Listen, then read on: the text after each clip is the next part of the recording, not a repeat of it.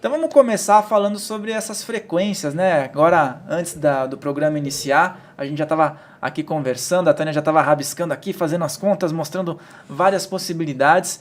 E quando a gente fala em numerologia, né? Existe a numerologia convencional, acredito que seja assim, né? Que as pessoas calculam lá.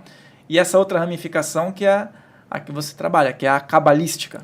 Na realidade, tudo parte do princípio justamente da flor da vida, que seria mais ou menos essa decodificação. Essa é a semente, tá?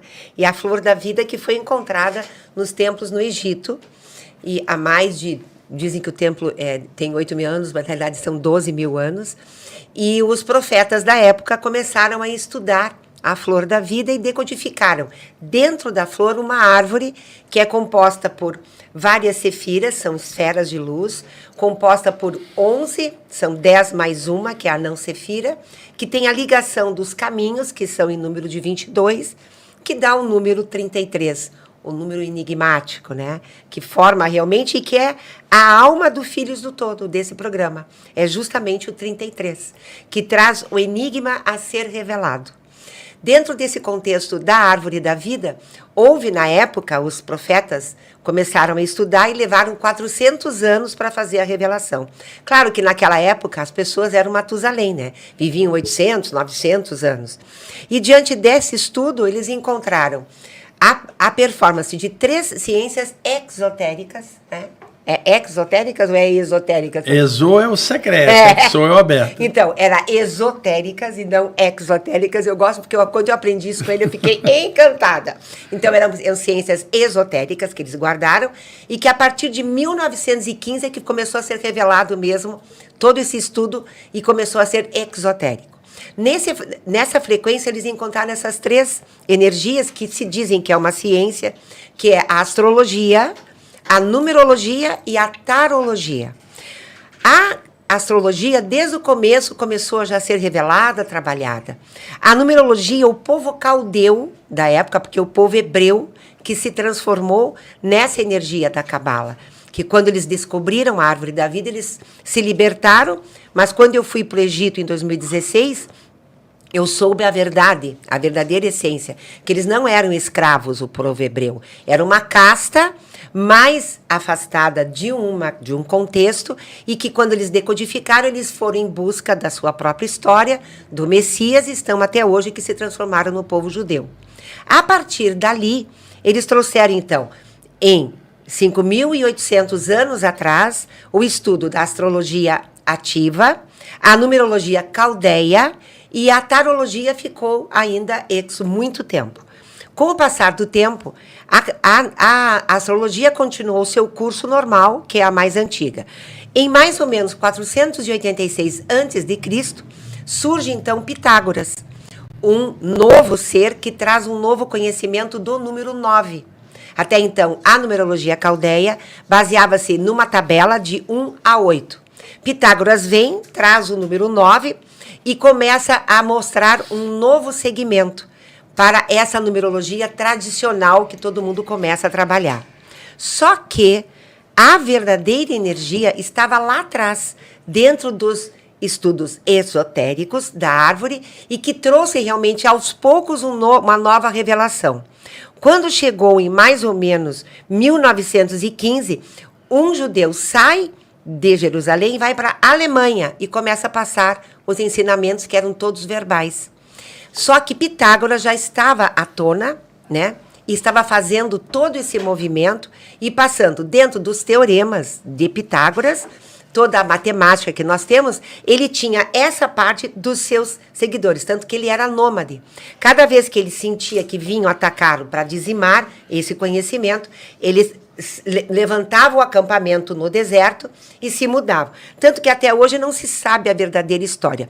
Essa que eu falo é a que mais eu creio, que aos 99 anos ele ascendeu e levou o seu corpo para outros mundos e deixou os seus ensinamentos com o povo e foi para outros movimentos, que mais ou menos 500 e pouco antes de, aliás, 486, e 500 e pouco foi quando ele estava entre nós, antes de Cristo. Eu tenho uma relação fortíssima com ele, com a energia dele, porque a frequência de Pitágoras traz Pai Joaquim, traz Ramatiz, né? Traz Kuthumi, e eu sempre tive essa relação para depois chegar nele. E aí eu fui linkando todos os matizes da grande mônada, como quando eu cheguei você falou, e fui ligando tudo e criando um sistema. E aonde eu me reencontrei foi me descobrindo diante da numerologia cabalística, que tem 2 estudos. Tem a numerologia normal, de 1 a 9 pitagórica, que é a escrita, e a gemátrica, que é pelo som, como se pronuncia o nome. Então, o S num som de um Z, na cabalística, na vibração de 1 a 900, a vibração, você tem uma outra tabela. São pouquíssimos cabalistas no Brasil.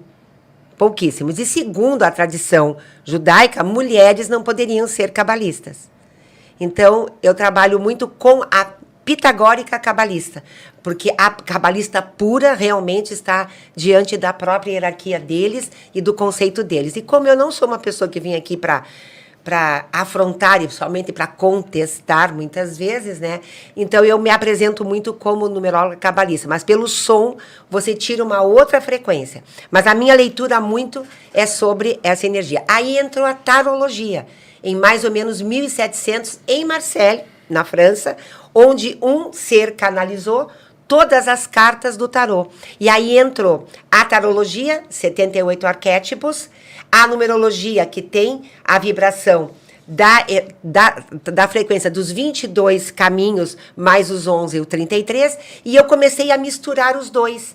Então, eu estudei a numerologia com a Celina Fioravante, que foi minha grande mestra, 6 anos, eu fiz cursos com ela, trouxe a numerologia, ela me iniciou na Cabala e disse que eu poderia seguir o percurso, 400 e poucos alunos, ela disse que eu seria a única que poderia seguir pelos filamentos que eu estava vibrando, e eu juntei daí a energia da tarologia, os arquétipos, e copiei um sistema que veio e comecei a montar e criei um sistema numerológico. Então, é essa frequência que eu trabalho. Se ligar o plug, eu vou indo embora, tá? Pode me cortar. Pode me cortar, porque senão eu vou... Não, mas olha, é tão interessante isso que você passou, assim, não dá vontade de parar de ouvir. Essa questão que ela passou é muito referente a esse HD universal, né? O inconsciente coletivo, né? Você plugou ali o teu cabo e você se permitiu receber essas informações, né? Que nem o Wagner, quando tem as experiências também, se permite receber as informações e, como a gente conversou antes do programa iniciar, procurar evitar o julgamento e deixar a informação trabalhar, né? Fluir. Minha esposa vai adorar conhecer ela, viu? A Tânia estava falando do lance esotérico, só para quem está assistindo ficar mais claro. Na antiguidade, em geral, não se estudavam temas espirituais em aberto. Você tinha que ir para dentro de um templo, dentro das estruturas do Egito Antigo, a Grécia, lá na Índia, mestre e discípulo, no taoísmo, onde os mosteiros eram no alto da montanha. Então, o conhecimento espiritual era considerada a coisa mais profunda e não se podia dar para qualquer um naquela ocasião. Então, dentro dos templos se admitiam estudantes que passariam por provas, né? O estudante, um calouro, um neófito, passando pelas provas, as iniciações, ele seria iniciado aos mistérios e tal. Então, a expressão exo, em grego, significa para dentro, guardado, secreto. Daí a derivação esotérico, que é o que é fechado, interno. Em contrapartida, tudo aquilo que está exposto, aberto, é exo, do grego com X, tá? Exo, do grego com S, para dentro, exo, do grego com X, para fora. Então, daí a expressão exotérico. No caso, o que a Tânia estava dizendo? Esses estudos eram esotéricos, até que em determinado ponto foram se tornando exotéricos, porque a humanidade foi evoluindo e muita coisa que estava secreta antes, hoje está num clique da internet, embora exista muita coisa ainda que está internalizada e com o tempo vai sendo atualizada. Então a expressão esotérica, ela vigorou durante muito tempo, Fael, né? Até por volta do século XIX, principalmente, com o surgimento do espiritismo, a teosofia, áreas que trabalhavam já levando a informação em aberto, quebrou-se esse nicho esotérico. Quando o século XX chega, as informações do Oriente também começam a vir com monges budistas, hindus, para o Ocidente.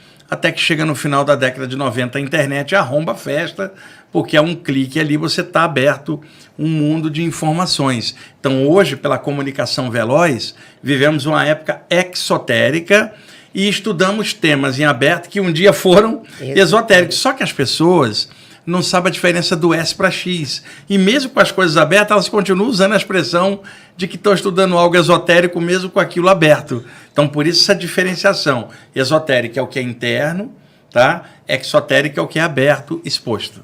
E lembre-se, pessoal, de deixar o teu like aqui se você está aqui, de se inscrever. Inscreva-se nesse canal e todos os vídeos estarão sempre na descrição. Os vídeos completos dos episódios sempre estarão na descrição.